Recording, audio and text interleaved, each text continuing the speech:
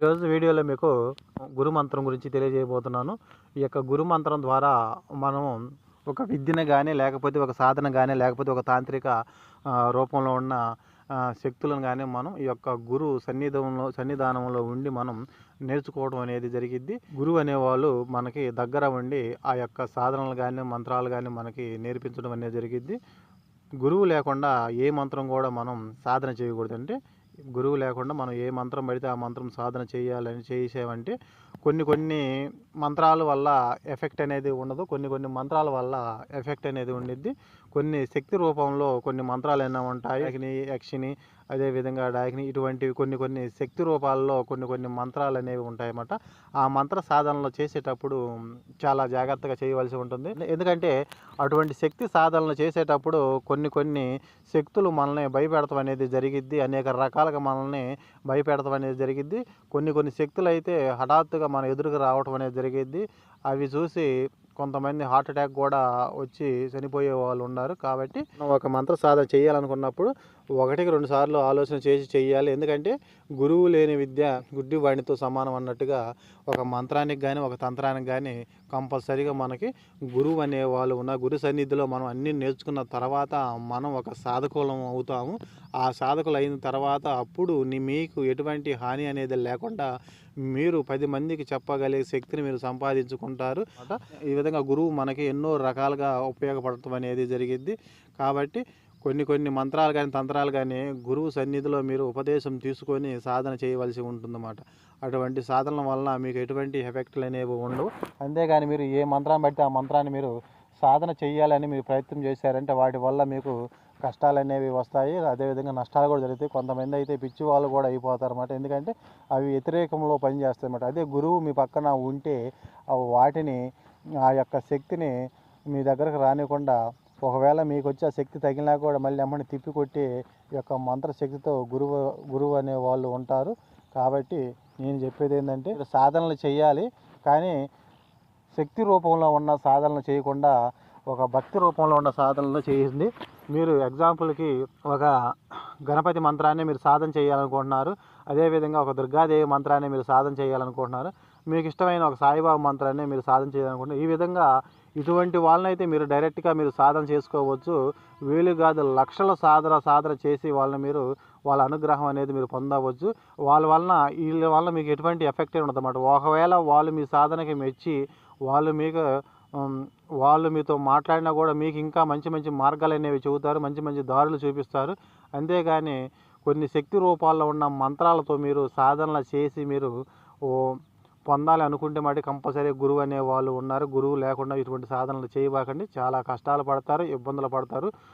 గురువు ప్రమేయం లేకుండా ఉన్న మంత్రాలు అనేవి కొన్ని ఉన్నాయి. ఆ కొన్ని మంత్రాలు మీరు తెలుసుకొని అవి మంత్రాలు ఎటువంటివి, దానివల్ల మనకు ప్రయోజనం ఏంది, ముందు మనకి ఏదైనా హామీ, దానివల్ల మనకి ఏదైనా ప్రమాదం జరగదా అని ముందు ఈ యొక్క సాధనలకి ఉన్న నియమ నిబంధనలు అనేవి తెలుసుకొని మీరు ఇటువంటి సాధనలు అనేవి చేయాలి.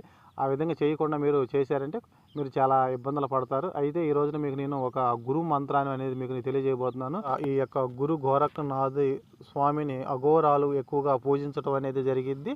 ఆ యొక్క గురు గోరఖనాథ్ని ఎక్కువగా ఈ యొక్క అఘోరాలు కానీ, నాగ సాధువులు కానీ వీళ్ళు ఎక్కువగా పూజిస్తారు. ఆ యొక్క గురు ద్వారానే వీళ్ళు మంత్రశక్తులు కానీ, సిద్ధులు కానీ సాధించడం అనేది జరిగిద్ది అన్నమాట. అయితే ఈ రోజున మీకు గురు మంత్రంగా నేను ఆ యొక్క గురు గోరఖనాథ్ స్వామి యొక్క మంత్రాన్ని మీకు ఈరోజు తెలియజేయబోతున్నాను. ఈ యొక్క మంత్రాన్ని మీరు ఒక గురువు ఉపదేశంగా తీసుకొని మీరు చిన్న మంత్రాలు సాధన చేయండి. అంతేగాని శక్తి రూపంలో ఉన్న మంత్రాల దగ్గరికి మీరు వెళ్ళవద్దు. ఎందుకంటే వాటి గురించి మీరు పూర్తిగా తెలుసుకోకుండా వాటితో సాధన చేశారంటే చాలా ఇబ్బందులు పడతారు, కష్టాలు పడతారు అన్నమాట. ఎటువంటి హాని లేకుండా ఉన్న మంత్రాలతో మీరు సాధన చేసి ఏదన్నా సాధన చేయవచ్చు. కాబట్టి 1-2 సార్లు ఆలోచన చేయండి. అయితే ఈ యొక్క మంత్రం అనేది నేను మీకు వీడియో పైన ఇస్తాను, అక్కడ నుండి మీరు మంత్రాన్ని సేకరించుకోండి. అయితే ఈ యొక్క గురు గోరఖనాథ్ మంత్రాన్ని కూడా సాధన చేసే పొందాలి. మేము ఆ సాధన చేయలేము అనుకున్న వాళ్ళైతే మీరు మామూలుగా మీరు రోజుకి ఒక మాల అంటే ఒక రుద్రాక్ష మాలతో 108 ఉంటాయి అన్నమాట.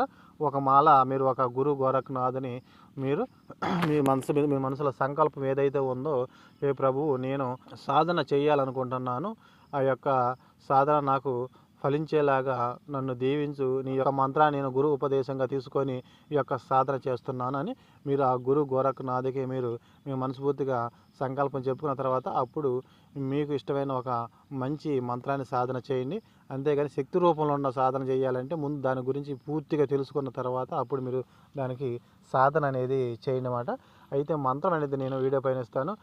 లేదు మీరు గురు మంత్రం బాగా మనకి స్థాపితం కావాలి, నేను గురు మంత్రాన్ని బాగా నేర్చుకోవాలి అనుకుంటే గురు మంత్రం అనేది కూడా మీరు సాధన చేసి రోజుకి 11 మాలలు అంటే జపం చేయాలి. మాలకు వచ్చి 108 ఉంటాయి కాబట్టి రోజుకొచ్చి గురు మంత్రం కూడా మీరు 11 మాలలు జపం చేయాలి. అదేవిధంగా 40 రోజులు చేయాలన్నమాట. 40 రోజులు ఒంటిపూట భోజనం చేస్తూ మీరు ఒక మాల దీక్ష తీసుకుంటే ఏ విధంగా అయితే వాళ్ళు ఉదయం సాయంకాలం భిక్ష చేసి మధ్యాహ్నం ఒంటిపూట భోజనం చేస్తారు మాలలు వేసుకున్న వాళ్ళు, అదేవిధంగా మీరు ఒక మాల రూపంలో యొక్క గురు మంత్రాన్ని మేము సిద్ధి పొందాలనుకున్న వాళ్ళైతే ఈ యొక్క గురు మంత్రం సిద్ధి పొందడం కోసం మీరు ఉదయం పూట మీరు 5 గంటల నుండి 6 గంటల మధ్యలోని యొక్క సాధనని చేయాలి. అది దీని ప్రారంభం కూడా గురువారం రోజున మీరు ప్రారంభించి ఉదయం పూట 5 నుండి 6 గంటల మధ్యలో యొక్క గురు మంత్రాన్ని మీరు సాధన చేసి సిద్ధి పొందండి. అయితే మీరు ఏం చేస్తారంటే ఈ యొక్క గురు మంత్రం రోజు 11 మాలలు జపం చేయాలన్నమాట. జపం అంటే మీరు కూర్చోవడానికి ఏదైనా ఆసనానికి ఒక ఎర్రని వస్త్రాన్ని పరుచుకున్న తర్వాత మీ ముందు ఒక పసుపు రంగు వస్త్రాన్ని పెట్టండి. వస్త్రాన్ని పెట్టేసి మీరు ఒక గురు గోరఖనాథ్ మూర్తిని కానీ లేకపోతే ఒక ఫోటో కానీ పెట్టుకొని మనం ఇంట్లో పూజా మందిరంలో మనం ఏ విధంగా అయితే ధూపదీప నైవేద్యాలను సమర్పించుకుంటామో ఆ సమర్పించుకున్న తర్వాత మీ యొక్క సంకల్పం అనేది గురువుకి మీరు సంకల్పం చేసుకొని నీ యొక్క సాధన చేయగలదు, నీ యొక్క మంత్రాన్ని నేను గురు ఉపదేశంగా తీసుకుంటున్నాను, నీ యొక్క మంత్రశక్తి నాకు ప్రసాదించు స్వామి అని చెప్పి అప్పుడు మీరు 11 మాలలు చేయాలన్నమాట. ఈ విధంగా 40 రోజులు చేయాలి. 40 రోజులు అంటే ఒంటిపూట భోజనం చేస్తూ ఉదయం సాయంకాలం భిక్ష తీసుకుంటూ మధ్యాహ్నం సద్ది చేస్తూ మీరు ఈ యొక్క సాధన అనేది చేయవలసి ఉంటుంది. అది కూడా నేల మీద పనుకోవాలి. ఆ విధంగా పనుకొని గురు మంత్రాన్ని మనం సిద్ధి పొందాలనుకున్న వాళ్ళైతే గురు మంత్రాన్ని ఆ విధంగా సాధన చేసి సిద్ధి పొందాలన్నమాట. 40 రోజుల సాధన మీకు అయిపోయిన తర్వాత అప్పుడు ఆ యొక్క మంత్రశక్తి అనేది మీకు ఏర్పడింది. అప్పుడు ఆ మంత్రంతో మీరు మీ సాధనలు అనేవి చేసుకోవచ్చును. అయితే మేము ఇంత సాధన చేయలేము అనుకుంటున్న వాళ్ళు మీరు మామూలుగా ఏదైనా ఒక మంత్రాన్ని మీకు సాధన చేయాలనుకుంటున్నప్పుడు గురు మంత్రాన్ని 108 సార్లు మీరు చదువుకొని అప్పుడు ఆ యొక్క మంత్రాన్ని మీరు సాధన చేసుకోండి. ఆ సాధన చేసే మంత్రం కూడా మీకు ఎటువంటి హాని లేకుండా ఉన్న మంత్రాన్ని మీరు సాధన చేసి ఈ యొక్క గురు మంత్రాన్ని మీరు సాధన చేసి వాటి శక్తి అనేది మీరు పొందండి. అంతేగాని పెద్ద శక్తులతో కూడిన మంత్రాల జోలికి వెళ్ళబాకండి, వాటి నుంచి మీరు కష్టాలు పడతారు. కాబట్టి నేను చెప్పేది ఏంటంటే ఏ మంత్ర సాధన చేసినా సరే గురు ఉపదేశంగా మీరు చేయటం వల్ల మీకు చాలా మంచి జరిగిద్ది. కాబట్టి 1-2 సార్లు ఆలోచన చేసి ఈ యొక్క సాధనలు అనేవి చేయండి. ఆ వీడియోలు అనేది ఇంకా ముందు మీకు తీసుకొస్తాను. గురుతో పని లేకుండా చేసే సాధనలు, అదేవిధంగా గురువుతో చేసే సాధనలు కూడా ముందు మీకు తెలియజేస్తాను.